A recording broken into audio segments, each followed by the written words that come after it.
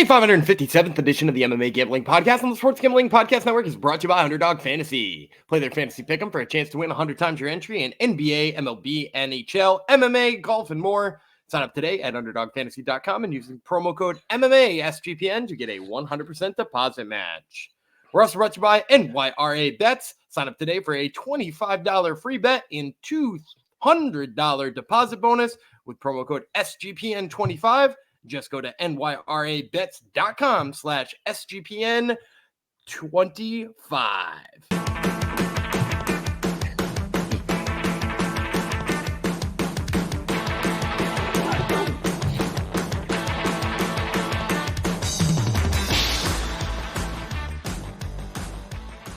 Heidi ho, degenerados, and giddy up. The horse is gone. The horse has left the barn. Welcome to the MMA Gambling Podcast and the Sports Gambling Podcast Network. None of those jokes make sense unless you are watching us on YouTube, which hopefully you are. Episode 557 is going out to the Ngannou family. Thank you for coming to the show. It may be a low energy one. I'm going to warn you right now, unless my co-host is drinking some coffee in that cup of his. He probably isn't at this time of night. These hosts of yours are pretty tired, but we're going to soldier through because we got a pay-per-view coming up. I'm one of the hosts soldiering through. Jeff Chalks Fox wasn't chalky last weekend. Will I be chalky this weekend? We shall see. Pay-per-view time already. Once again in the UFC. UFC 301 is going down in Rio de Janeiro, Brazil this Saturday. A Fighting Nerds heavy fight card. The next two episodes are very Fighting Nerds heavy, which I'm sure my co-host and most of our friends in the Sports Gambling Podcast Discord will appreciate, because we like ourselves some fighting nerds around these parts. So today it is all about the prelims. If you're new to the show, first of all, thank you for showing up. Finally, 557 episodes. You're finally jumping aboard, but that's fine. We appreciate the newcomers. Today is all about the prelims. We've got 8 prelims, I believe, by my math, that we're going to give you winning picks for. Only winning picks. That's all we give out on this here show. It's winning picks. So we will do that today. And then tomorrow it will be all about the main card, and we'll give you our fancy picks. That would be locks, dogs, props, parlays, all that type of fun stuff. So buckle up. Brazilian heavy, Fighting Nerds heavy fight card coming up. As I said, this pay-per-view, not for the casuals, but it doesn't mean it's not going to be a fun one. That's for sure, because there's a lot of prospects that I'm sure you're interested in, because we are here, and more importantly, there's money to be had, even though at least the main card, some of those odds, I don't like them. But all right, enough of me talking. If you haven't clicked off yet, I appreciate it. Let's bring in the co-host. This man admittedly knows nothing about birds. It's the one and only Daniel Gumby Vreeland. Know nothing about birds. And, you're low energy. I am, as you can maybe tell, possibly losing my voice. I'm pulling a Mal Bamford here and going with the tea to try to revive myself as we go. Yep. Tea and honey. Are you recording in the bathtub, or you're not going to full Mal this time? No. That's wild that he does that, though. I don't know if he actually records. He sends pictures out in the bathtub. Yeah, I regularly see him being pick the Rangers, and it's like a picture of his Tootsies. Watching baseball in his bath in England. So yes, baseball, MLB. Gambling Podcast is a place to go for watch now. It. And soccer. Yeah, it's so good. It's I don't listen to the soccer one too much, but like the British guy on baseball, sometimes it's a tough sell for people. It's a sell that you should 100% get behind. Oh yeah, for sure. And also he's big on the horse racing. I used to edit his horse racing articles for the Sports Gambling Podcast website, and it was always a game. If a word came up, I didn't know what the word was. It was either, is this horse racing slang, is this British slang, or is this just a typo? And it was always fun. So I'm transitioning to tell you that it is Derby week coming up right now, and the Sports Gambling Podcast have all the goods for you. So make sure you tune in as the guys get you ready for the most exciting 2 minutes in sports. That would be our main ship, the mothership, where the bosses are, Sports Gambling Podcast proper. And also, of course, it's playoff time, not just NBA, but hockey as well. We got the NBA Gambling Podcast, Hockey Gambling Podcast. They are covering you, getting you locked in for all the exciting playoff actions. Make sure you tune into all that. rate, subscribe, review, whatever else we tell all you people to do. We're always bossing our listeners and viewers around, giving you guys orders to what to do. Thank you everyone who has subscribed on YouTube. Subscriptions keep going up, so we appreciate it. Yeah, ditto. And I'm going to put Tapology on blast because they did us dirty over Octagon, Gumby. A fight got canceled, and I think the fight that we broke down on Octagon, didn't the main event get canceled? I think it did. It got canceled after I don't think Tapology. Okay. After we recorded. Yeah. Okay, never mind then. Tapology, you're okay. We're still going to cap with you then. I thought it was before we recorded and they just hadn't updated. All right, fine. Tapology, you're still good. All right, Gumby, you can still use it. I give you permission. Even though those pop-up ads, they're getting bad. They're really the video bad. Ones. You got to watch like 10 minutes of them and before you can close them. People, there's a couple of viewers right now that are getting so angry at us, Gumby. But that's okay. Since we have limited energy, maybe we should actually crack into this fight card. We do have 8 fights to break down, I think. Am I right? Is it 8? I think it's 8. Sounds right. Could be 9, could be 28. We'll just keep going until we're done the prelims. How about that? And we'll give you all winning picks. Thoughts on the prelims? Like I said, the main card, we got some pretty wide odds on the main card. Thoughts on the prelims? I found value in a couple of places. I have a couple of adamantly stay away kind of places too. So a little bit of this, a little bit of that. A little bit of this, a little bit of that. Lots of Brazilians, though, for sure, regardless of where we're picking. Let's kick things off with a flyweight fight, which is always fun. We're going to start and end with flyweights this week. I think we did that last week, too. Is that right? We started Definitely and ended. I don't know if I remember started. Okay, maybe not. This one is Alessandro Costa from Brazil versus Kevin Borjas he's one of the Peruvians. Yes, one of the up-and-coming Peruvians. 3 5-minute rounds, flyweight. Let's break her down, shall we? Borjas, El Gallo Negro. Do you remember what that means, Gumby? The black chicken. Yes, correct. Or isn't it rooster? Same thing. Yeah. Because I thought Gallinari was Gallo because of that in the NBA, but it could be rooster, it could be chicken. It's a bird. Oh, you don't know about birds though, so I shouldn't take your word on this, should I? I know about those birds. You do. I know about Spanish birds. So you know what's okay, fine. Anyhow, the man's name is Kevin Borjas. He is a flyweight. He is 9-2, 8 knockouts. A lot of power for a little guy. He's been submitted 1 time. 0-1 in the UFC, 1-0 contender series. Lost his last fight. That was his UFC debut. Was regional champion before this UFC and contender series nonsense. Used to fight at bantamweight, as most flyweights have done. An inch height, an inch reach. A year younger than Costa. So pretty much that's a wash across the board there. More active landing strikes than Costa is. He's been outstruck in the UFC and contender series by 1.23 strikes per minute. And he's at plus 122. Costa No is the nickname. 13-4, 4 knockouts, 6 submissions. He's been knocked out twice. 1-2 in the UFC. Loss over his last 3. 8-2 over his last 10. That includes 1-0 in contender series. That includes being a regional champion. Better striking stats, better grappling stats than Borjas.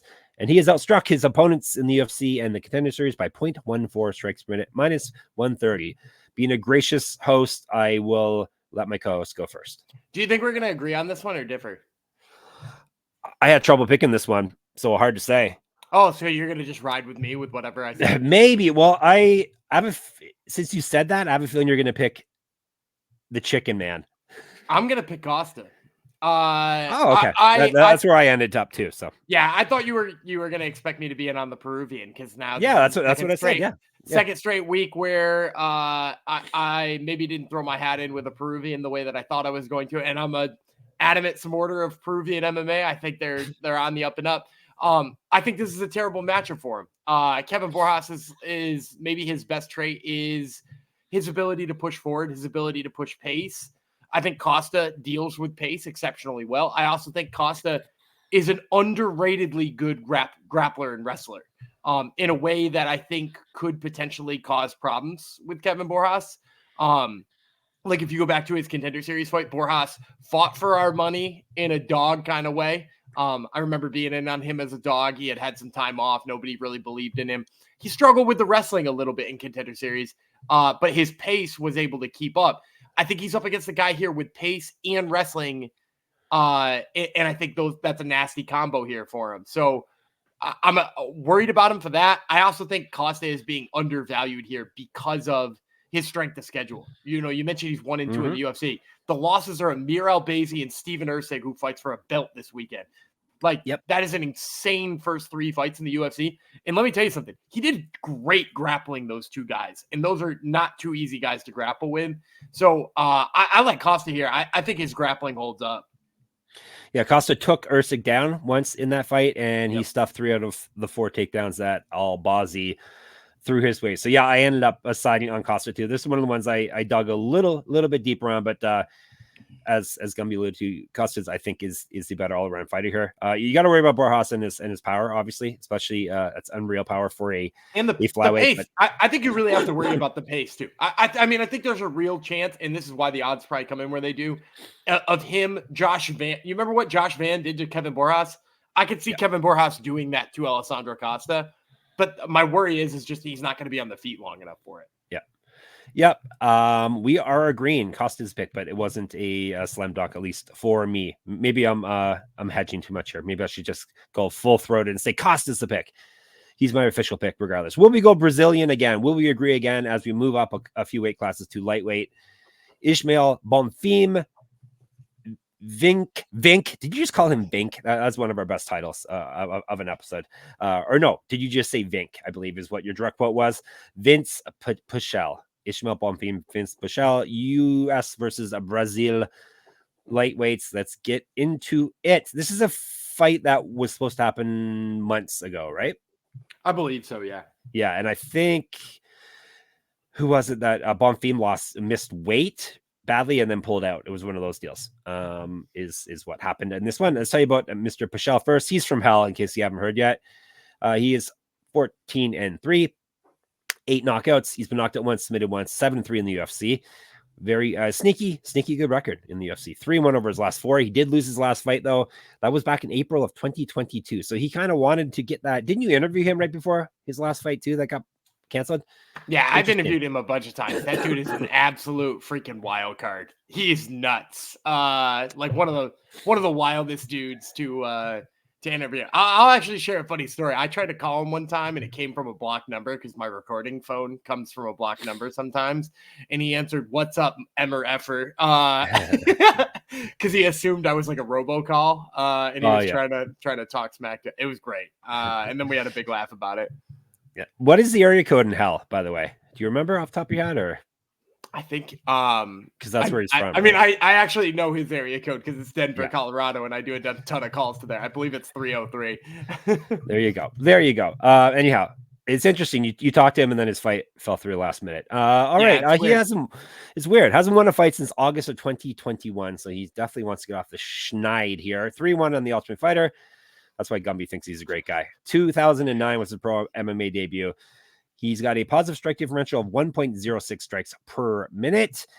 He's got 2 inches of height and a inch of reach over Mr. Bonfim. And he's got better grappling stats, plus 410. Oh, yeah, I'm supposed to call Bonfim the better Bonfim. I'm getting confused now. He's the better Bonfim brother, right? Or Gabriel Bonfim. Which one's the good Bonfim? Ishmael. It's Ishmael. No, it's Gabriel is better. Gabriel's better. Okay, so the lesser of the Bonfim brothers, Murata is the nickname, common nickname for those Brazilians, right? Tell people what it means, Gumby. Sledgehammer. Exactly. He's 19-4. That is a Sledgehammer-esque record. 9 knockouts, 4 submissions. He's been submitted 4 times, and Pichel has no submission wins. So just take that for what it's worth. 1-1 in the UFC, 13-1 over his last 14. Got submitted in his last fight. The original matchup, as I mentioned, between these 2 guys a few months ago, Bonfim missed weight badly and then pulled out for medical reasons last minute. 1-0 Contender Series, regional champion, used to fight at bantamweight, featherweight, and welterweight. 2011 pro MMA debut, plus 2.25 strikes per minute is what he outstrikes his opponents in the UFC and Contender Series. So that's a very good number. 13 years younger than Pichel. That's an even better number for a lighter weight class. Better striking stats, more active landing strikes.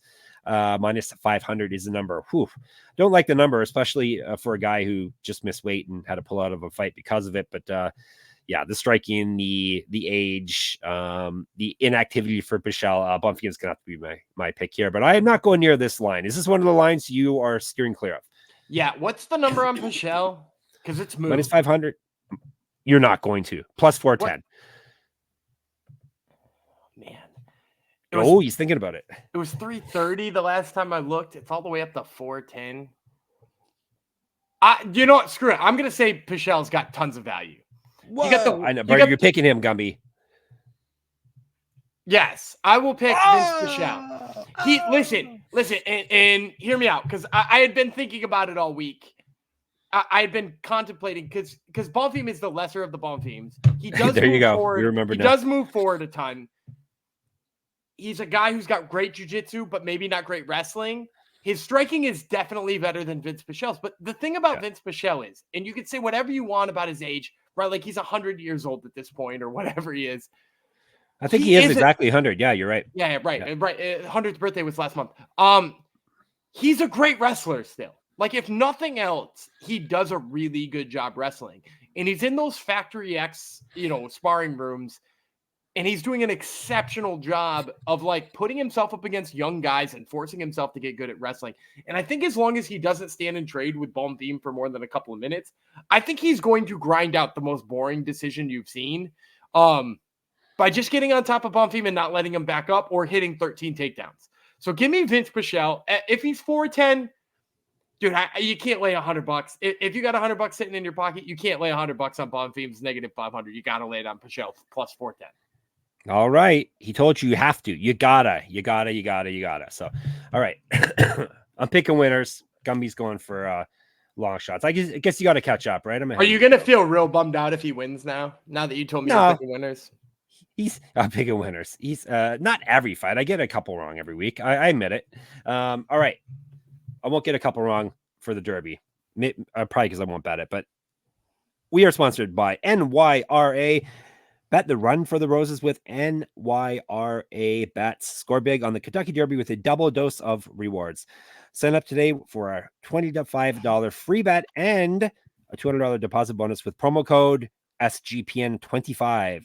Join now to claim your $25 free bet and $200 deposit bonus at nyrabets.com/SGPN25. You want more because you're greedy?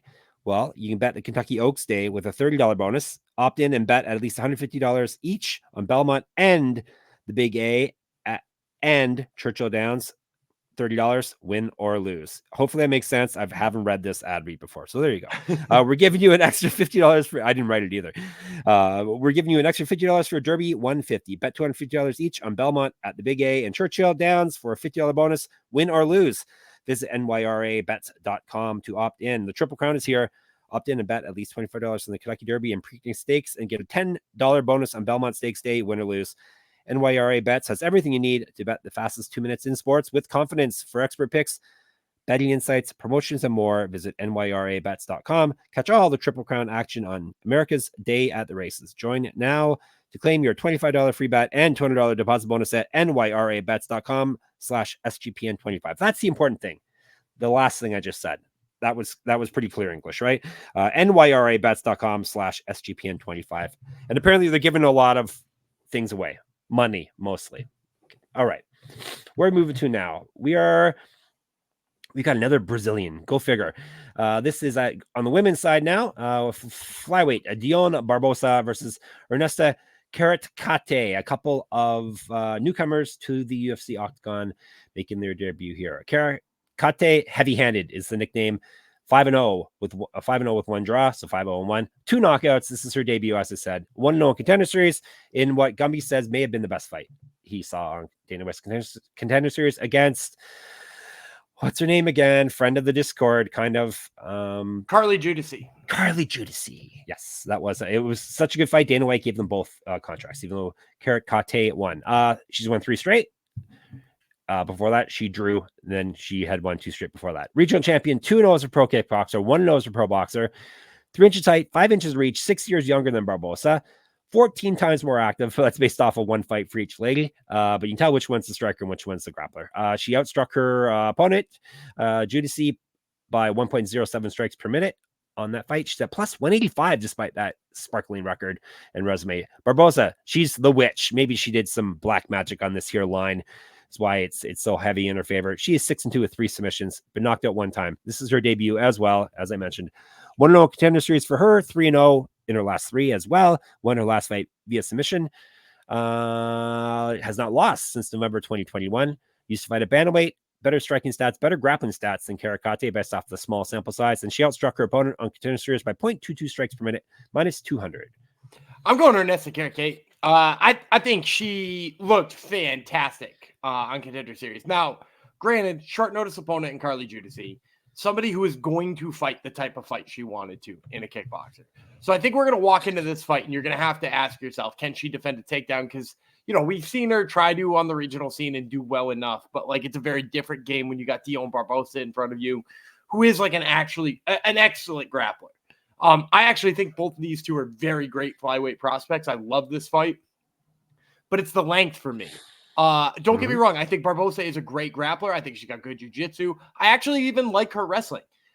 My problem here is I don't know that she can get close enough to Kareckaite because I think Kareckaite is so good at maintaining space. She's maybe not great at avoiding being hit, as we saw Judici like kind of get going at certain points in there. But I think her ability to not get hit is exceptional, or not get too close to somebody is exceptional. And I think that that's really important here against Barbosa. So give me Ernesta here. Plus 185 is a steal. Getting hit by Barbosa doesn't matter quite as much as exactly. either. Yeah. So yeah, she's my pick as well. I'm glad you were in on this one as well. This is one of the ones I was thinking, because you know me, striker over grappler pretty much if push comes to shove, especially if you're almost going to give me 2 times the money for it and give me the fighter who's way bigger and you give me the fighter that's way younger as well. So yeah, this is and the fact that they're both making their debuts kind of cancel each other out, that aspect. So yeah, give me the Lithuanian. I forgot to mention it was Brazil versus Lithuania here. So Lithuanian Kareckaite is the pick, plus 185. There you go. That's a big dog for us here. I'm going to cough one moment. Yes, the cough is back. It kind of went away. Now it's back. All right. Another Brazilian is, do we have a Brazilian in every fight? I didn't even really clue in until now. Yes. We have a Brazilian every fight in the card, LFA style, except LFA is Brazilian versus Brazilian every fight. All right. We're going back to lightweight men's side. Mauricio Ruffy, Jamie Mullarkey, Brazil versus Australia, 3 5-minute rounds. I'm going to tell you about Mr. Mullarkey first, 17-7, 10 knockouts, 3 submissions, been knocked out 5 times. 5-5 in the UFC, loss over his last 3, 3-2 over his last 5, got TKO'd in his last fight. He has multiple regional championships on his mantle. Correct. Get the shirt, sportsgamblingpodcast.com/store. Get sticky with it. Used to fight at featherweight. Mr. Mullarkey did. 2013 pro MMA debut, an inch of height over Ruffy, better grappling stats. Not surprisingly, and he's barely been outstruck in the UFC. Mullarkey has minus 0.03, so pretty much he gets hit as often as he hits his opponent. Plus 170. One shot is Huffy's nickname. That kind of describes his game here. He's 9-1 with 9 knockouts. He's been knocked out 1 time, so this man knows his rounds. This is his debut. He won 1-0 Contender Series, part of a 4-fight winning streak. He's not lost since November 2019. Used to fight at welterweight, so we got a welterweight versus a former featherweight here. Regional champion, an inch of reach over Mullarkey, 2 years younger, better striking stats, more active landing strikes. He's outstruck his one opponent, Contender Series opponent, by 0.68 strikes per minute, minus 180. And this is our first Fighting Nerds on the card that we have covered. Huffy is my pick here. Once again, the power. I'm going to go with the striker, back-to-back fights. But yeah, obviously, one-shot nickname. Like I said, fits for him, and he's fighting an older fighter, not much older than him, but a much more wear on his tires for sure than Huffy has, and a guy who's coming off getting TKO'd, a guy who's been knocked out 5 times already, going up against a big hitter in Huffy. So Huffy is my pick here. Yeah, and my favorite part of Mauricio Huffy's fight or style here is that sometimes he has trouble throwing enough volume to get after it. Right? Like that's Mauricio Huffy's biggest probably flaw in the grand scheme of things. He's fighting a guy who will take that to him, right? Jamie Mullarkey will take that action to him. That's maybe Jamie Mullarkey's biggest flaw. So Jamie Mullarkey's biggest flaw pretty much nullifies Mauricio Huffy's, and he's going to play right into that knockout power. Look, I was looking for props that I like to go make a hungry man for tomorrow's episode, or to look for my favorite prop of the night for when we do the fancy plays on tomorrow's episode. And I was like, oh, Huffy's KO prop has got to be good. You want to guess what it is? I already looked it up. Plus negative 100. Oh yeah, I had negative 110 when I looked. Yeah, so even plus money, 100 is actually even a little bit nicer. Yeah, so it's like you're getting dog money almost on Mauricio Huffy's KO prop here. The books know it's going to happen. I know it's going to happen.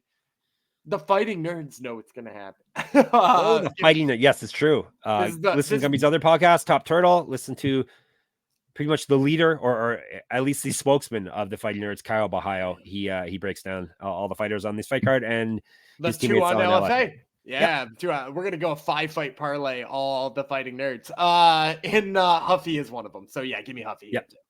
Yep. You got to like a guy with power going up against a guy who has been chin checked a few times and has failed the chin check. All right, before we move on, don't worry, we are still sponsored by Underdog Fantasy. The NBA playoffs are here, and our sponsor Underdog Fantasy wants to make it a lot more interesting. Underdog Fantasy is the easiest place to play fantasy sports. Playing their pick'em game is as simple as selecting higher or lower on player stats like points, rebounds, assists, and so much more. You make entries of all basketball, or you can mix and match across your other favorite sports. Yes, they do have UFC, and they will have UFC 301 on there. Takedowns, significant strikes, knockdowns, all that type of stuff are the stats that they have. And if you make enough of the correct picks on the same entry, you can win 100 times your money.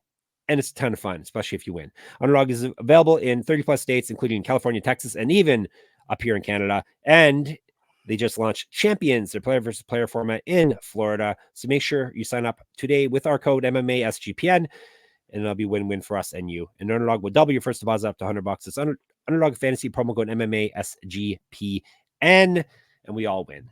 All right. If you go over to our YouTube right now, there may or may not be an Underdog Fantasy lineup just for UFC 301, courtesy of yours truly. I watched the video, very professionally done by Gumby. He doesn't stumble around like I do. He's not like sitting in the dark like it looks like I am. It's he's young and cheerful.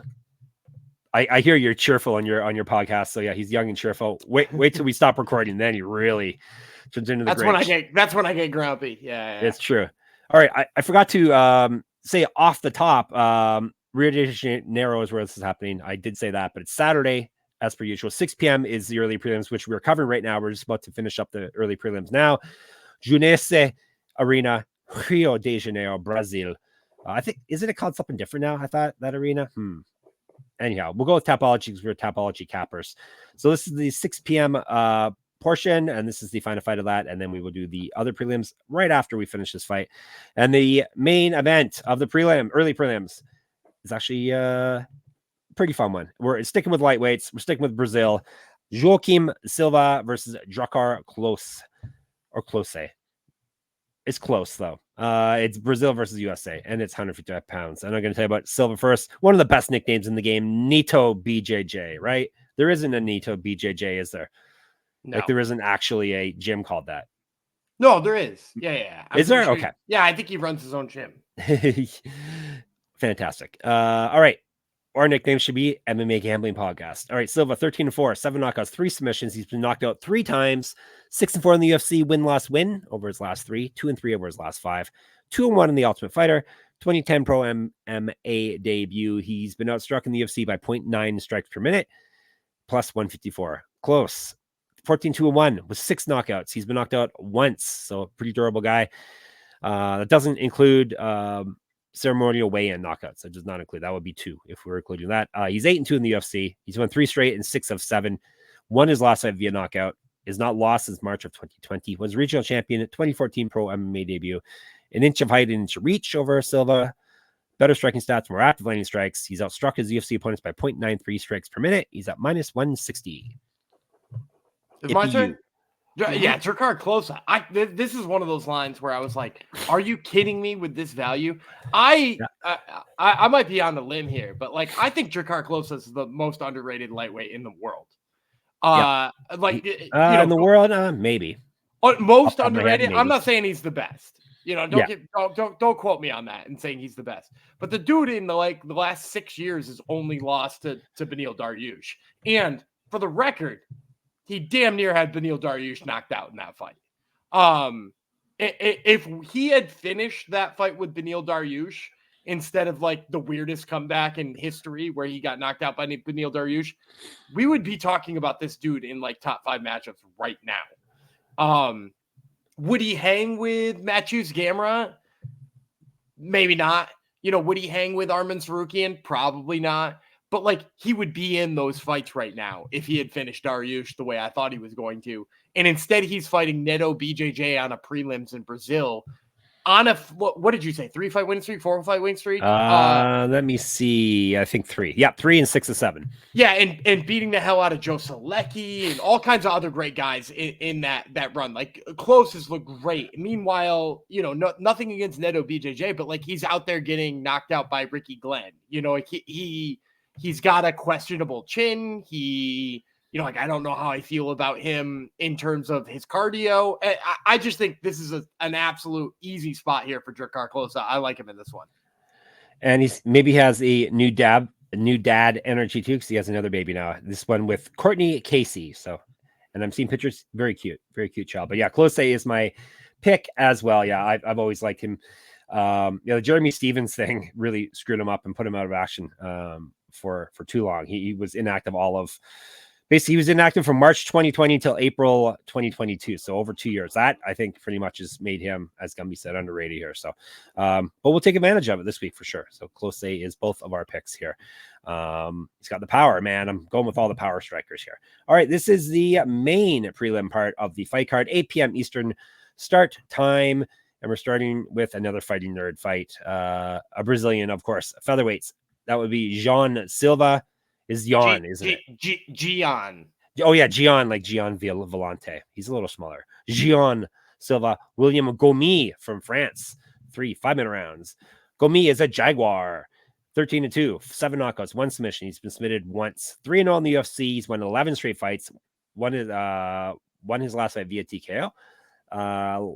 Last lost a fight November 2016, so he's on quite a run here.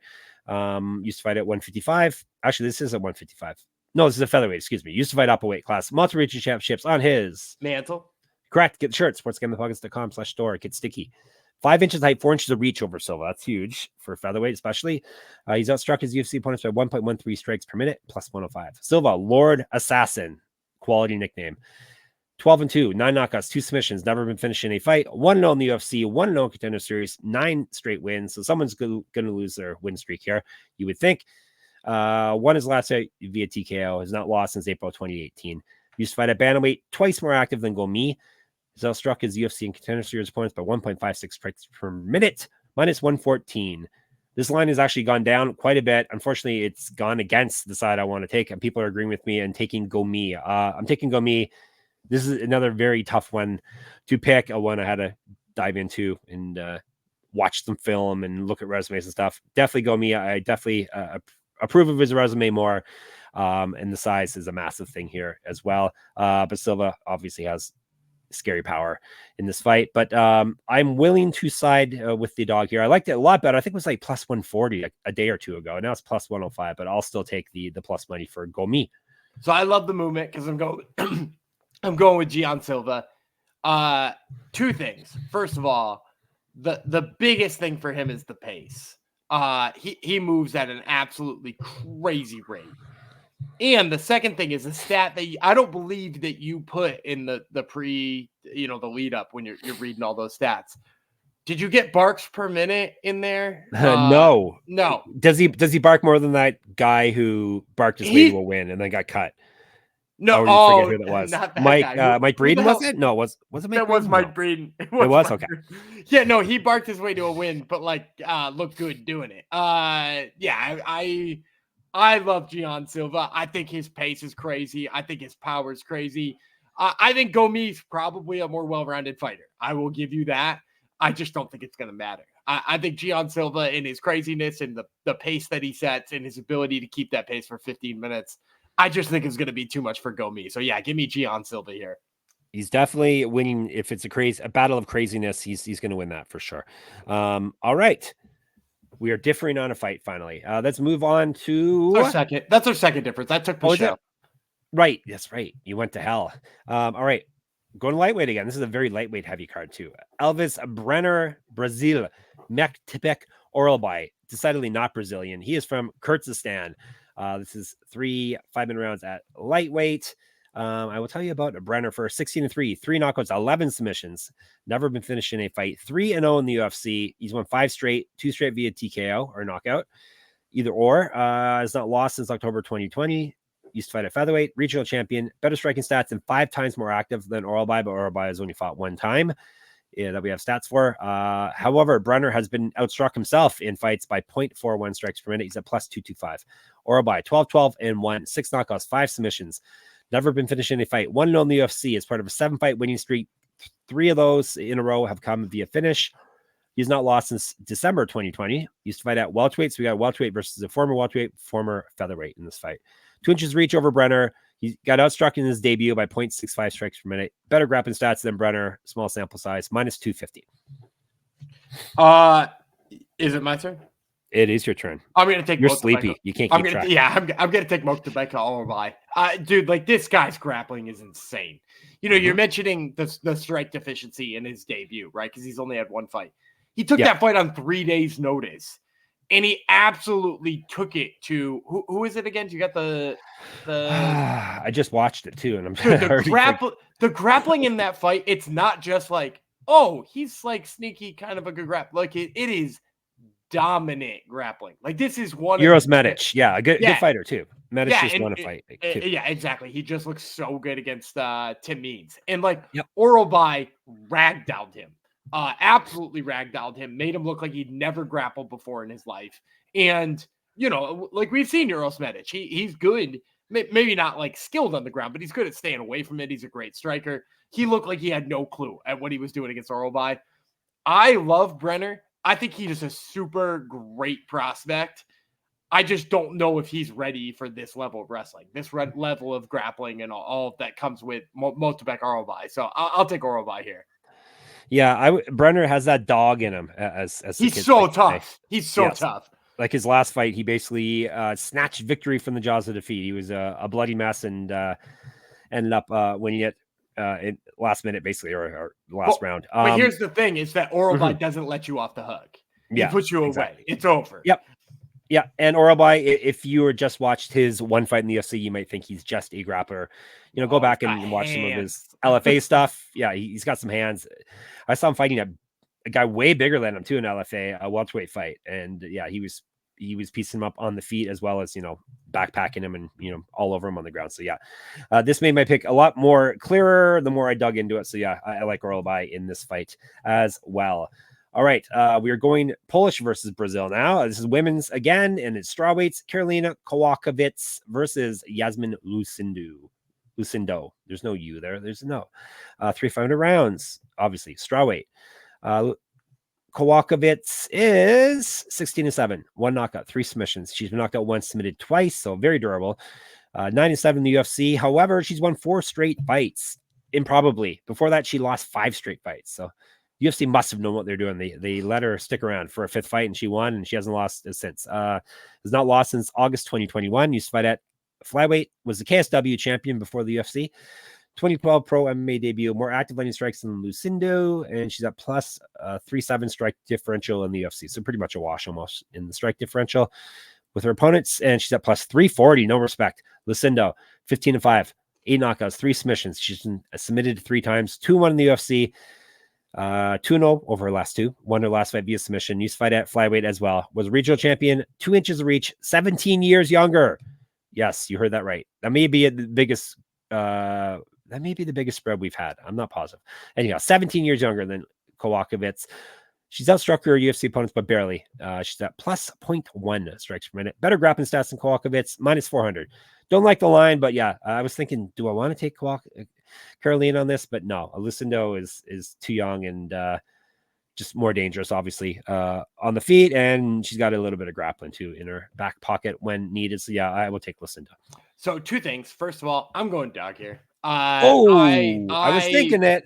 I believe. I didn't know you were going to, though. I actually believe in the wrestling of Kowalkiewicz, by the way, is the name. I would. Yeah, I know. I was saying it wrong again. The other thing I was going to say is, can we set an over-under on how many times you'll break down one of her fights before you say Kowalkiewicz? Also, was it one of your son's used to say teachers? It right. Was it one of your son's teachers' last name Kowalkiewicz? Yep. Very close to it. Yes, it was. Yeah. Yep. So I like Karolina Kowalkiewicz here because. Look, I think she's got a little bit of grappling in her back pocket. I think people sleep on how good of a wrestler she is. And to your point, Lucindo, despite being, like the hot prospect and the people are all about, she's not out there outstriking people by very much. She is not the high volume striker. Now she does have some power, and I think that plays in her favor here, but not to the tune of 340. So I think you got to play Kowalkiewicz here. I think when you think about her and you think about Pichel, I'd be shocked if one of them didn't win. I like both their lines here. All right, there you go. I can't complain about it because I was thinking about Karolina as well. All right, let's go to our main event. This is another hard one for me to pick here. The main event of the prelims, that would be, is featherweights. Joanderson, Brito, Brazil, Jack Shore, Wales. 35-minute rounds. Shore, he's tank. He's 17-1, 4 knockouts, 9 submissions. He's been submitted 1 time, 6-1 in the UFC, won his last fight via submission. That was back in March of 2023. Used to fight at bantamweight, was the Cage Warriors champion, better striking stats, more active landing strikes than Brito as well. And he's outstruck his UFC opponents by 1.64 strikes per minute. He's at plus 145. Brito, Tubero, Shark is the nickname. 16-3-1, 6 knockouts, 8 submissions. He's been knocked out once, submitted once. 4-1 in the UFC. However, he's won 4 straight fights, all via finish. He's not lost since his UFC debut back in January 2022. 1-0 Contender Series. He has multiple regional championships on his mantle. Correct. Get the shirt. sportsgamblingpodcast.com/store. Used to fight at lightweight. So lightweight versus a former bantamweight. 2013 pro MMA debut. An inch of reach over Shore. He's outstruck his UFC opponents by 0.7 strikes per minute. Minus 165. I was surprised by this line. I thought it was going to be the other way around. Really? Yeah. I think Joanderson Brito is going to steamroll him. I'm picking him, but I was thinking I was going to get him at dog price, but sadly no. I hadn't thought much about the line until I saw it, but I think it's about right. I think Joanderson Brito has fought way better competition, and the other thing, if you look at the people who have given Jack Shore problems, Brito can follow that pattern. Hunter Azure gave him problems, right? That fight ended, was it a split decision that Jack Shore beat Hunter Azure in? I think so. Yeah, Brito can bring the grappling that Hunter Azure brings. No offense to Hunter Azure, but he can bring that kind of style to that fight. And I mean, go back into Jack Shore's record. This is kind of disheartening. If you go back into Jack Shore's record and you look for his best win, you're gonna have a tough time finding one that's good. I'm gonna give you the list of guys he's beaten in the UFC. You ready for this? You tell me which one's best. Makwan Amirkhani. And that was in 2023. So 2023, Makwan Amirkhani. Timur Valiev, Ludovic Shaolinian, split decision win over Hunter Azure, Aaron Phillips, Noelin Hernandez. None of them are in the UFC anymore, right? Valiev is not. No, Valiev. No, he was on the Ultimate Fighter, but he wasn't. They didn't get invited back. Yeah, it's not a good resume, dude. Yeah. And look at Brito's resume though. It's not bad. I mean, he's got a win over JSP, which is fantastic. And I mean, but if you go way back, Diego Lopez, Contender Series. Oh yeah, he beat Diego Lopez. The it boy, Diego Lopez, got beat by Brito. Yeah, and the other thing too is you talk about that debut loss for Joanderson Brito, which I think had a lot of people off him as a prospect. He just literally decided not. Was it Bill Algeo who beat him? He just decided not to shoot takedowns on Bill Algeo, which was an insane game plan. And then he turns around and knocks out Andre Fili in his sophomore fight. So he's got the good fight in him. And since he made that gross mistake in his debut, he has been solid. Now, the wrestling against Jonathan Pierce, potentially questionable. I don't think Shore can mimic it. I don't think Shore's as strong as Brito is. I think he's going to have a lot of trouble with it. Yeah, Brito just way too dangerous recently for us not to pick him. Hey, that's it for the prelims. All right, let's recap. We both have Brito. He's going with Karolina Karolina. I can't even say her first name right anymore. Kowalkiewicz. Yeah, look at you. I have Lucindo. I can't even say her name. Orolbai, both of us. He's got Silva. I got Gomis. That would be, he has Lord Assassin Silva. I have Gomis. Both have Klose. Both have Ruffy. Both have Kareckaite. Karate. Both have, no, we both don't have. I have the lesser Bonfim brother. He has the one and only Vinc, Pichel. We both have Costa. Did I get all that right? That's right. You think? All right, cool. That's enough for us. Like I said, we're tired. Thank you for hanging around this long in the episode. Obviously, you have no lives, but we appreciate you not having a life. Get in our Discord if you don't have a life. That's the place to be for all us people with no lives. sportsgamblingpodcast.com/Discord is the place to hang out. Twitter, SGPN MMA. Gumby runs that for us. He's at Gumby Vreeland. I'm at Jeff Fox Writer there, and on Instagram. Enter my UFC 301 pick'em contest on my Substack, moneymma.substack.com. Free subscription will get you in the pick'em contest. Listen to Gummy's Top Turtle on my podcast, which we alluded to earlier. He has got the one and only Kyle Bahayo, maybe his best guest that he has on there frequently. And he has someone who we've already broke down a fight for that's fighting on Octagon, and I'm blanking on his name right now. Mate Sadakadidze. Right. Sadakadidze. That was a good interview as well. So make sure you listen to Top Turtle. And what else can you do? Discord, Twitter, YouTube, subscribe. Thank you, everyone. Subscribers keep going up, views keep going up. We appreciate that. And sportsgamblingpodcast.com is the place to be for all coverage. Every sport pretty much we cover on there.